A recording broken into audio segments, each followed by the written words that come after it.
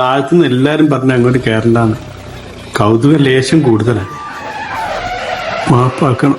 ഇങ്ങളിന്റെ പോലെ ആകാശത്തിന്റെ മുകളിലിരുന്ന് താജ്മഹൽ കണ്ടുകണോ? അതെ കണ്ടോളിട്ടോ. ഇനി താജ്മഹൽ കാണാൻ വേറെ എവിടേക്കും പോണ്ട, നമ്മുടെ കോട്ടക്കൽ പുത്തൂർ ഇതാ ഒറിജിനലിനെ വെല്ലുന്ന താജ്മഹൽ വന്നിട്ടുണ്ട് കേട്ടോ. വേൾഡ് ഓഫ് മിറാക്കിൾ താജ്മഹൽ മാത്രല്ല കേട്ടോ, ലണ്ടൻ സിറ്റിയും നമുക്ക് വേണ്ടി ഒരുക്കിയിട്ടുണ്ട്. ഇതുവരെ ഒരു എക്സ്പോയിലും കാണാത്ത ഒരുപാട് ഐറ്റംസ് ഇവിടെ ഉണ്ട് കേട്ടോ. വെക്കേഷൻ ഒക്കെ അടിച്ചു പൊളിക്കാൻ ഒന്നും നോക്കണ്ട, നമ്മുടെ കോട്ടക്കൽക്ക് പോന്നോളിട്ടോ. ഫോട്ടോഷൂട്ട് നടത്താൻ നൂറുകണക്കിന് ആർട്ടിഫിഷ്യൽ ഫ്ലവേഴ്സ് വെച്ച് അലങ്കരിച്ച പല വെറൈറ്റി സെൽഫി പോയിന്റ്സും ഇവിടെ ഉണ്ട് കേട്ടോ. മാക്യൂ പാർട്ട് മുതൽ പല ഇനം വിദേശ പക്ഷികളെ കയ്യിലും തോളത്തെടുത്താലോ, അതിനായി പല വെറൈറ്റി പക്ഷികൾ അടങ്ങുന്ന ബേർഡ് ഷോ ഇവിടെ ഉണ്ട് കേട്ടോ.